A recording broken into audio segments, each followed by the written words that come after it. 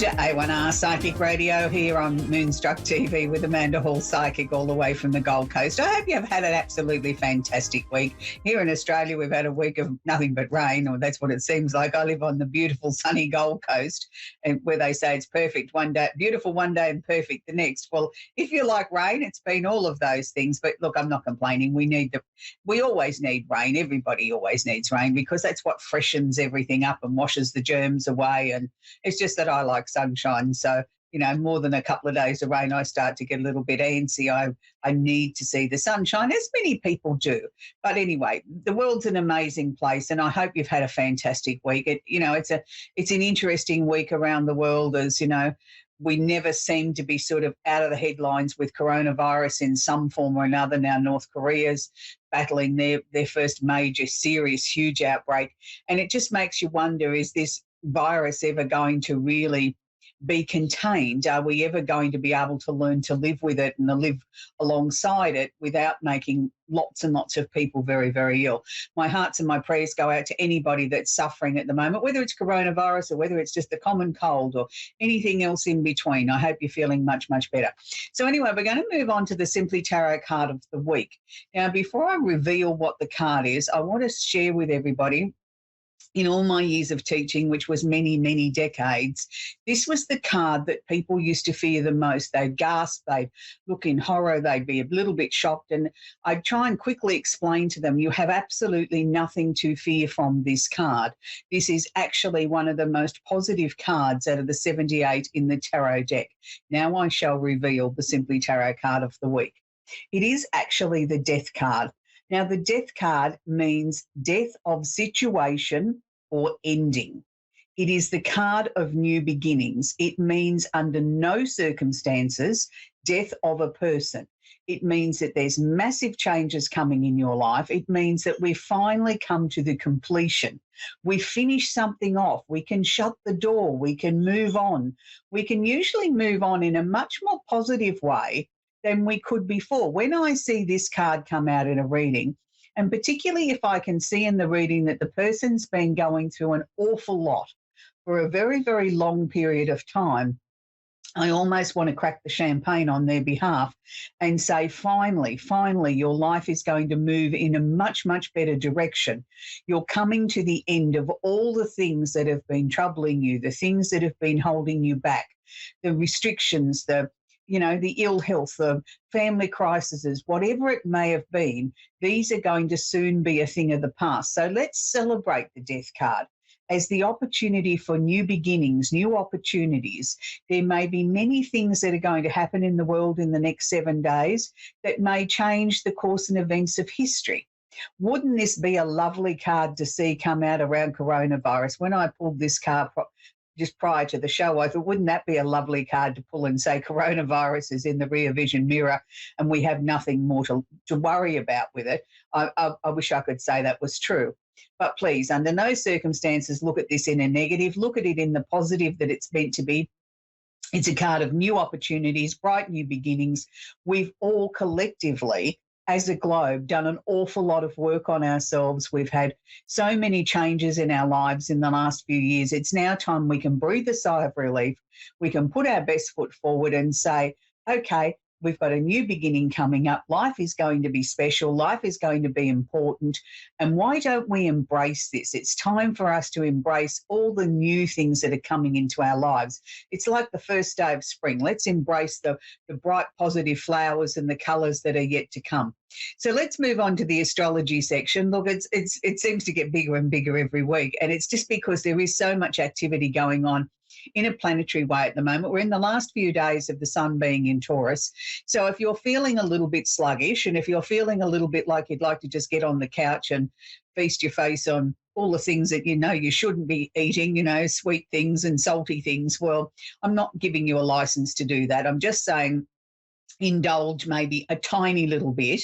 And yes, spend some time on the couch watching your favourite Netflix show or listening to some beautiful music and indulge that time of just being with yourself and having a little bit of a relax. That doesn't give you a license, though, to not eat properly. I think a little bit of everything that we like is okay for us, but it's when we take it to the extreme of not only having a little bit is important. And it's also a time where many of us have been going through our personal finances, looking at the things that are important to us and letting go of things that no longer serve us. So it's been a very difficult time, but it's also been a positive time. It's been a time of great revelations. It's interesting. I've had lots of people sort of share with me things that they'd held so dear, the ways that they'd lived their lives for so long, all of a sudden became obsolete, and it was like overnight. It was like, bang, it was gone. And that's not just because of the sun in Taurus. It's because the sun's been holding hands with the planet Uranus. Now, Uranus is the planet of the unusual and the unexpected and can bring things really quickly, like the bolt of lightning. And what it's been able to do is free people up from their old habit patterns, their old ways of thinking, the old ways that their lives were functioning, that to show them that that's no longer necessary. It's outworn, it's outlived. We need to find some new goals in our lives or some new rules to live from. So I think that's really quite an exciting place to be. It's a little bit like the death card, isn't it? It's a positive time. Now, we still have Mercury retrograde. Now, Mercury's the planet of communication. And I hear people go, oh, no, not Mercury retrograde again. Look, sweeties, it all happens. It happens 3 times a year. Mercury goes retrograde for approximately 2.5 to 3 weeks, 3 times a year.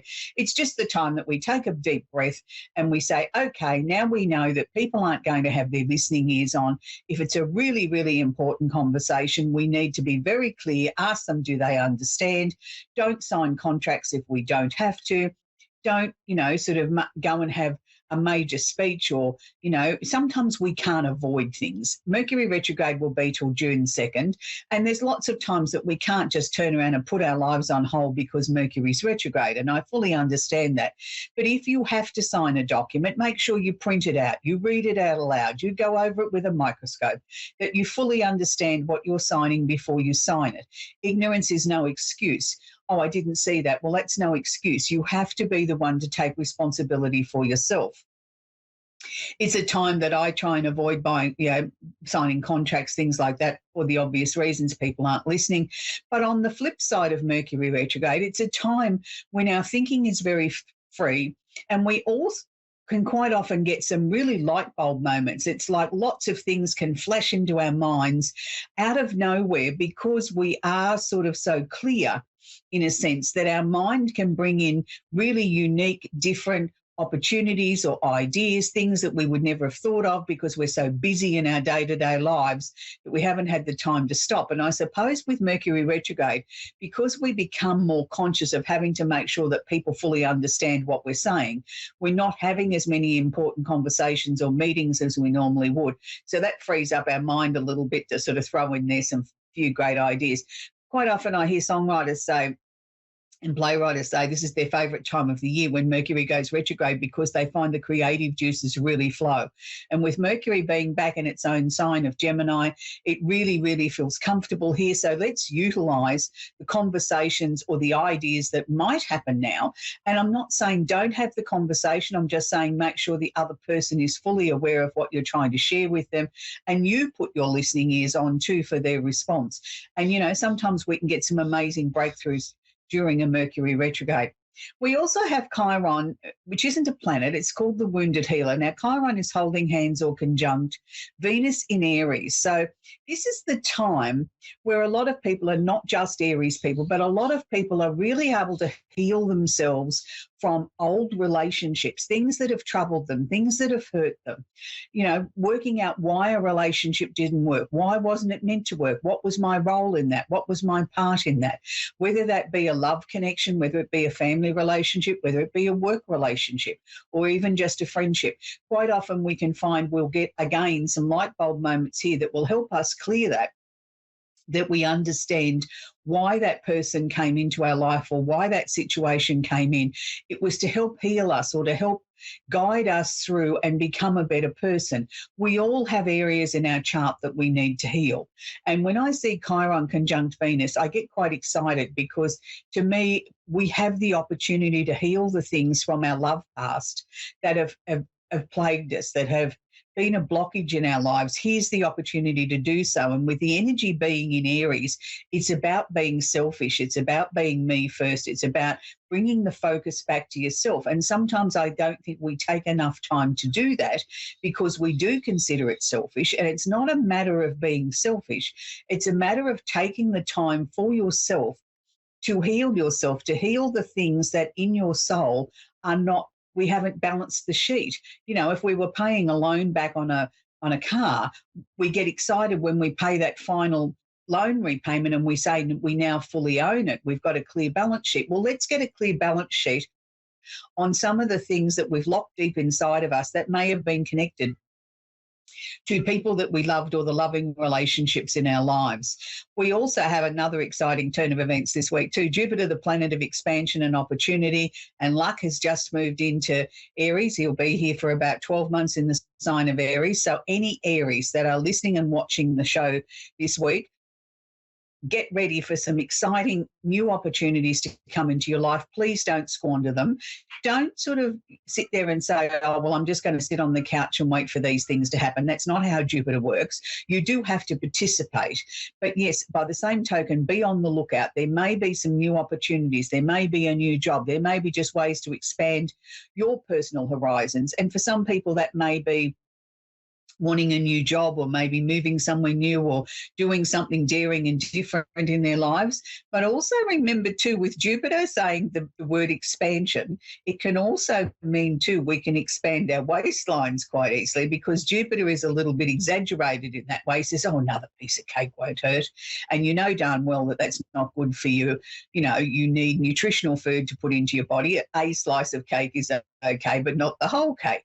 So be aware of that too, because Jupiter can bring excesses, you know, whether it's sweet tooth or whether it's, you know, partaking in alcohol or other things that we shouldn't be doing with or should be doing very little of. We need to make sure we rein that in. But on the positive side of Jupiter, it brings many, many opportunities, very, very many chances for expansion and changes in your life and to bring your life to where you want it to be.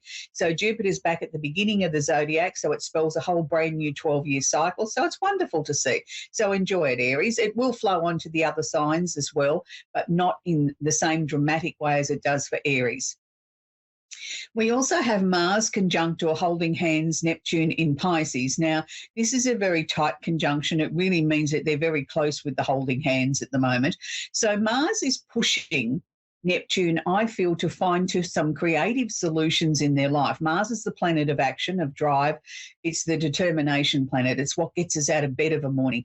Neptune's the planet of illusion and delusion, but also of creativity, of where we get great inspiration, where ideas come from, where we sort of really get motivated to sort of maybe step into a new realm or to try something new. So here we've got these two really holding hands very, very tightly. So there's certainly plenty of action. There's plenty of energy there to maybe sort of start to explore our dreams. Now, while anything's sitting in Pisces, it means it's very creative to me. It's a time when we can allow ourselves to dream a little bit or daydream a little bit and take those daydreams and try and make them reality. So you have everything in your life at the moment that you can create. It's a very, very creative, positive time for anybody that's in a creative industry. And if you're like me and you say, oh, I'm not the slightest bit creative, and then people point out to me, well, you do this and you do that, that's creative. I used to think being creative was being able to write a song or a play or paint a picture, and I can do none of those. But you can be creative in many ways. You know, you can be creative in the way that you help people problem solve things in their lives that need sorting out, or just giving somebody else a little bit of inspiration, a little bit of Dutch courage to go and pursue their dreams. That's being creative because you're finding the right words to be creative to motivate them. So that's your form of creativity. So there's many different ways that we can be creative. Don't just look at it in that, oh, well, I've got it, I can't paint and I can't sing and I can't draw, so therefore I'm not creative. There's many different channels of being creative. We still have Saturn, the planet of discipline, sitting in Aquarius. So, you know, there's still things there that, you know, we still have opportunities, even though at times we feel restricted. There is still opportunities to come, that things can come out of nowhere, that we can have some light bulb moments. We can have some thought bubbles that we never thought we could find before, and things can come literally out of nowhere, even at a time when we feel quite restricted or quite repressed. Sometimes that's designed by fate, that, by standing still long enough that we've got the time to be creative, or to the ideas to sort of manifest into our mind or be popped into our mind, so that we have the time to pursue them. We still have Pluto and Capricorn. He's been there since 2008. He is nearing the end. He'll be there for about another 18 months. So we're going to see some quite strong changes around the world, I feel, because Pluto rules the time of transformation. It's to break down anything that's old, worn out, things that aren't serving us anymore, to get to the bottom of any corruption or anybody that's lying or cheating or not doing the right thing. This is the time when this will come out into the open, whether you're a little person or whether you're somebody in a powerful position. If you are doing the wrong thing, you will be caught and you will be exposed under Pluto in Capricorn. And particularly more so now as Pluto's coming to the end of his reign in Capricorn, his role is really to sort of bring to the surface anything connected with governments, political stuff, bringing things right out into the open. We may see some surprise events or some changes of governments around the world in the next 18 months to 2 years, where people are going to say, gee, I didn't see that coming, or how come they got into power and they haven't been in there for 30 years? This is a sign of, the tide is turning, things are changing. I hope we're going to see much, much more emphasis on global warming. I think as a globe, we need to start taking this seriously. And probably more importantly than anything, we need to see a stop of this dreadful atrocity that's happening in Ukraine. We need to have a solution. We need to stop the killing and the destruction of people's lives. And that's something that I hope Pluto is really trying to work on and starting to transform, is to stop this nonsense over there, stop people being moved out of their homes, and, their homes are being bombed and destroyed and their loved ones are dying and families being separated. They did not ask for this. No country in the world asks for war. And I don't see why we have to have bullies that are taking something that's not theirs. So let's keep them in our thoughts and our prayers, and let's hope Pluto really gets in there and sorts this mess out once and for all in Ukraine.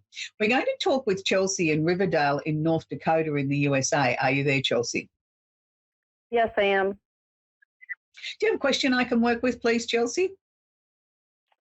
I was wondering, basically, what just any messages that come through for me. So what does the future have for me? Okay. In finances and love, particularly. Okay, Chelsea, I can look at that for you. All right. First thing that they were sharing with me as I was speaking with you is that you've been through a really tough period. And I'm not just talking about a few months. I'm going to say years with an S. And it hasn't been tough the whole time, but there's been some really intense moments of it that you sort of feel like you physically got no energy left to fight anymore. Is that how you're feeling, Chelsea? Not as of right now, but I have in the past, yes. I'm kind of coming out of my hermit mode right now. Wonderful, wonderful. Because to me, I was going to say to you that, even though you may not be, bouncing like a ball down the street with full of energy, but the energy is starting to build, definitely. But the wisdom that's going to come out of this period of you, using your words, being a hermit, is something that you couldn't buy. It's something that will stay with you for the rest of your life. But I think it's also interesting in the fact that you've come out the other side of this really in a very non-judgmental position. It's like, okay, I can see the things that didn't work out in my life the way that I would have hoped. I can see the people that have disappointed me, and they did it for whatever reasons. They did what they did. But you're not sitting in judgment and saying, oh, I'll never talk to them again because of that.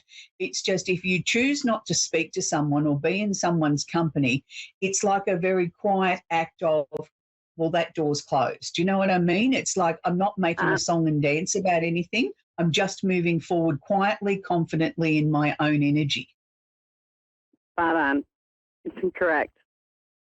Yeah, and this is good because this is a position of real power to me, Chelsea, that, you've learnt the lessons of the time of, being in your hermit mode, that you're looking at this in a really positive way. So this is going to swing many, many doors open for you between now and the end of the year. I don't know whether you were thinking of moving, but I'm seeing changes around where you're living. Now, it wasn't clearly shown to me as a move of residence. It was shown to me that there was movement there, changes there, and they were using the word surprise. Now, to me, when they use the word surprise, I'm not really a fan of that word, because that quite often means there's a lesson or two attached to it. It's not always, somebody's coming in with a gift. But the way that they were presenting this surprise to me around the house or where you're living was I felt excited. I felt good about it. It's like there's many, many things to sort of doors to flip open very, very quickly.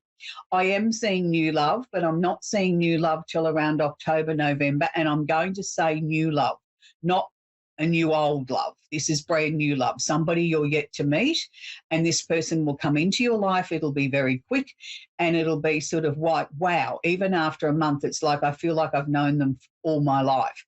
So I think be very careful what you wish for, Chelsea, what you voice out aloud, because it may just happen. So be very sure of what you want. Don't just sort of say, oh, I'll have this today and then tomorrow I want something else. Be very definite on what you want, because it's your turn now to go into the wishing well to have your wishes granted. So I wish you every success, because I know that you've done the hard yards and it's now your turn for life to be really what you want it to be. So be very careful what you wish you want it to be. So I wish you luck, Chelsea. It's lovely to speak with you. We're going to speak with Trish now in Hull in England. Are you there, Trish? I am, yes, thank you. Do you have a question I can work with, please, Trish? No, not really, just a general thing. Okay. Trish, why do I get this overwhelming sadness around you? Has it been a really tough time in this last 6 to 12 months, has it? Tuesday. What, sweetheart? Mum just died Tuesday. Oh, okay. I'm sorry to hear that. Look, I keep picking up all these tears, and I'm picking up the tears have not stopped yet. There's still a few more to flow. Now, I don't want that to sort of seem like I'm giving you bad news or sad news. What I'm seeing is it's like the release of what we've already know about. We've got to complete it. We've got to complete the release of the tears that have been attached to the last 6 to 12 months. It's interesting, though, because I feel in this last 12 months, you've worked out the people that you can rely on, and you've also worked out the people that you won't necessarily cut a friendship off with, but you won't put as much time or effort into anymore, because you realise it's only a one-way street. It's never been about what your needs were. It's always been they take and you give. So they're all positive steps moving forward. Brilliant. Yes, it is brilliant. Was there a dark-headed man, and I'm not talking about a love interest here, but was there a dark-headed man that helped you sort of unlock some of the mysteries of life, some of the things that were going on in your head, some of the things that you didn't understand? And I purely want to put this just on a friendship level, not on anything else. Was there a man that was in your life in this last 2 years that, even if it was briefly, helped you unlock some of this? Yeah, there was. Yeah, look, I want to say that was heaven sent, and I want to say that thank goodness he came when he did, because I really feel he helped you unlock so much. It's like you've always had to be strong, Trish, and you've never allowed yourself to really just have a good cry. And that's why these tears are so important, whether they're physical tears running down your face or whether it's just, you releasing things from the inside, which they'll show me tears for that as well, in the same sort of way. I want to sort of give this man a hug and say, thank you, thank you, thank you. You gave Trish the opportunity to come to terms with, to release, to let go of, to accept, to sort of just be vulnerable, to just let down your guard, to just be a normal human being without having to be the super strong Trish all the time. He allowed you to be that vulnerable person, and I really think he deserves a million hugs, for what he's done for you. There is definitely no romantic vibe there. It's just one of these, I'm going to call him an angel, an angel on earth that was sent to you to help you to unlock a lot of this so that we could free you up for the next step of your life, which is going to be absolutely amazing. Because I feel after August, like doors are going to start flying open for you in ways that you could never begin to imagine, or ways you've never dreamed were possible. And you keep thinking to yourself, I'm waiting for the other shoe to drop. This is just all too good. I'm not used to this. I'm always used to if something nice happens, 3 bad things happen at the same time. You know, it's almost like you're sort of frightened to sort of accept that something good can come to you without there being a price to pay. I want to say to you, Trish, please don't sort of voice out aloud, I'm waiting for the other 3 shoes to drop, because we don't need that anymore. It's like you've done those karmic lessons. I'm not saying your life is always going to be pink balloons and there won't ever be anything sad, but what I'm saying is most of what you've experienced to this point will now be in the past. You know what I mean? Like you've paid your karmic debt back. Now we can go into the part where we start to bring some bright, positive, happy things towards you. Is there someone special in your life as far as a love interest, Trish? No. But No, I'm seeing love single. love coming towards you, but I didn't feel as if it was brand new. It was sort of, to me, as if it was somebody that you never had an opportunity to get to know, or I don't think it's anybody you've ever dated before, but I do know that this person is familiar to you. It's not completely brand new. It could be somebody you went to school with and there was never, wasn't the right time in your life for the two of you to be attracted to each other. But whatever the case is, this new man that's coming into your life after August is the one that's going to complete all the beautiful things that are happening in your life. So that's where we're going to leave, Trish, now. We've come to the end of the show again. I know it goes very, very quick, but this week, these 2 readings are an example of what I've been dealing with this week with clients from all over the world. People are in a position of transition. People are in a time of change. People are sort of questioning things, wanting more out of life now that they're sort of coming out of their hermit phase or out of their hibernation phase with COVID, and they're looking for a much more meaningful life. So it's interesting this week because I've picked a really old song to leave you with this week. Some of you will know it. Some of you will only know it when you go and Google it and put it on your turntable and listen to it through your music device. But it's by Seals and Croft. And it's a song called We May Never Pass This Way Again. And I think it's very appropriate for everything that's going on in the world at the moment. We may not ever pass this way again, but we have the opportunity, I think, to go into the wishing well and hope for so many more positive things to come, and to sort of really start to open ourselves up to just really living our best life. Nobody knows how long we're going to be here for, so let's make each day count. Let's make each day a day of happiness and joy, and try and find something to put a smile on your dial. So until next week, enjoy the song We May Never Pass This Way Again by Seals and Crofts. Bye for now.